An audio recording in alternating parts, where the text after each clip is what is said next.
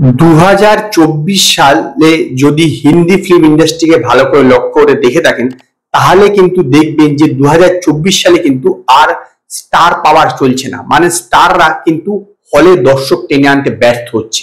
সেই জায়গায় কন্টেন্ট কিন্তু ভালো হলে সেটাই কিন্তু চলছে। তো আজকে এই ভিডিওতে আমি আপনার সঙ্গে আলোচনা করব যে স্টার বলতে প্রকৃত 2024 সালে হিন্দি সিনেমাতে কাদেরকে বোঝানো হচ্ছে।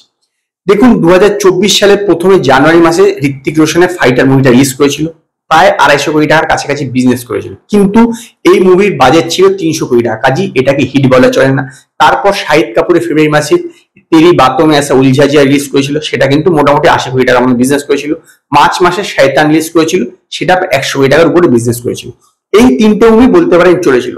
তারপর থেকে ঈদে বড়ে মিয়া ছোটে মিয়া এবং ময়দান দুটো মুভি কিন্তু ফ্লপ হয়ে গেছিল। দুটোই কিন্তু অক্ষয় কুমার এবং অজয় দেবগন ছিল, বড় বড় স্টার ছিল। তারপর রিসেন্ট টাইমে দেখুন যে অক্ষয় কুমারের সারফিরা হয়েছে, খেলি খেল মে ফ্লপ হয়ে গেছে, বেদা ফ্লপ হয়ে গেছে। তারপরে যে অজয় দেবগনের যে টাব্বুর সঙ্গে যে সিনেমাটা বেরিয়েছিল অরো মে কাহা দাম থা, সেই মুভিটাও কিন্তু ফ্লপ হয়ে গেছে।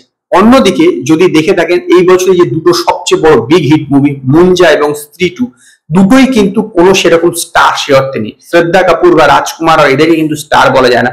মুঞ্জাতে তো একদম নতুন ফেস ছিল, তথাপি কিন্তু সেটা চলেছে। এখন যেটা হয়ে দাঁড়িয়েছে সেটা হচ্ছে কিন্তু কন্টেন্টই হচ্ছে স্টার। স্টার বলতে আমরা কি বুঝি? যার যে হিরো বা হিরোইন যদি হয়ে থাকে তার ওপেনিং সে দেবে, একটা বড় বিগ মাপের ওপেনিং দেবে, 10-15 কোটি টাকা 20 কোটি টাকার ওপেনিং দেবে। সেরকম কিন্তু কেউ দিতে পারছে না 2024 সালে যদি দেখেন। 2023 সালে কিন্তু ঠিক ছিল, পাঠান ছিল, জওয়ান ছিল, গদর 2 ছিল, এনিম্যাল ছিল, সেইগুলো কিন্তু চলেছিল।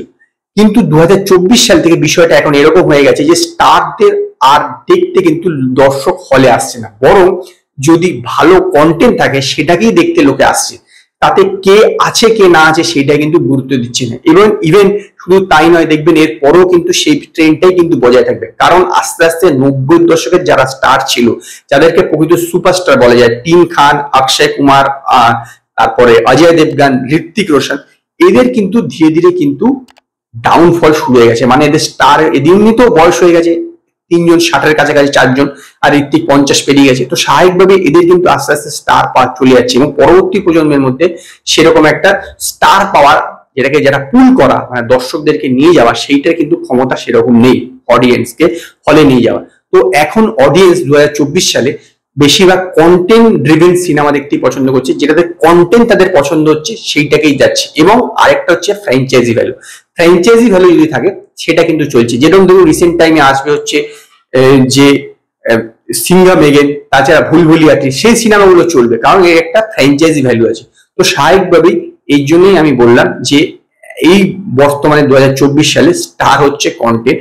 যারা প্রকৃত স্টার তারা বলা হতো এতদিন ধরে, তারা কিন্তু সেই জায়গাতে আর নেই। তো এই ছিল এই বিষয়ে আমার মতামত। তো আপনাদের এই বিষয়ে কি মতামত সেটা আপনারা জানান কমেন্টে। যদি আপনাদের এই ভিডিওটি পছন্দ হয়, ভিডিওটিকে লাইক করুন, কমেন্ট করুন, শেয়ার করুন, আর নতুন আপডেটের জন্য আমার চ্যানেলকে সাবস্ক্রাইব করুন।